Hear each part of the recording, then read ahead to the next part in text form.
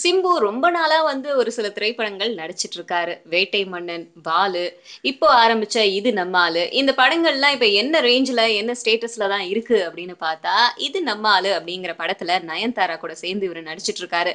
இந்த படத்துடைய இறுதி கட்ட படப்பிடிப்பு நேத்து தொடங்கியிருக்காங்க. கூடிய சீக்கிரம் இந்த படத்துடைய டாக்கி போர்ஷன் எல்லாத்தையுமே முடிச்சுட்டாங்க அப்படின்னா, இந்த படத்துல வெறும் பாடல் காட்சிகள் மட்டும் தான் படம் பண்றதுக்கு பாக்கி இருக்காம். அந்த பாடல் காட்சிகள் எல்லாமே வந்து வெளிநாடுகள்ல போயிட்டு ஷூட் பண்ணணும் அப்படிங்கிறது தான் வந்து நம்ம சிம்புவோடைய ஆசையாம். இது எல்லாமே இந்த வேலைகள்லாம் ஒட்டு மொத்தமா முடிச்சுட்டு, சிம்பு ஆசைப்பட்ட மாதிரி வெளிநாடுகளுக்கு பறந்து டுயட்டோ இல்ல எந்த சாங்கோ அங்க போயிட்டு ஷூட் பண்ணிக்கலாம் அப்படின்னு வந்து முடிவு பண்ணியிருக்காங்க.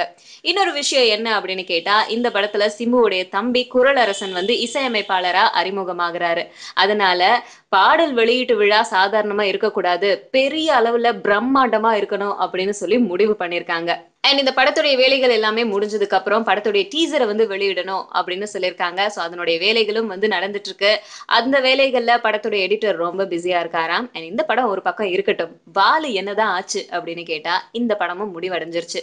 ரெண்டு படமும் வந்து ஒரே நேரத்துல வெளியாகும் அப்படின்னு சொல்லிட்டு இருக்காங்க. ஆனா ரெண்டு தரப்பினரும் என்னோட படம் தான் ஃபர்ஸ்ட் வரணும், என்னோட படம் தான் ஃபர்ஸ்ட் வரணும் அப்படின்னு சொல்லிட்டு இருக்காங்களாம். ஆக மொத்தம் ஏதாச்சும் ஒரு படத்தை வெளியிடுங்க அப்படின்னு விநியோகஸ்தர்கள்லாம் வெயிட் பண்ணிட்டு இருக்காங்களாம்.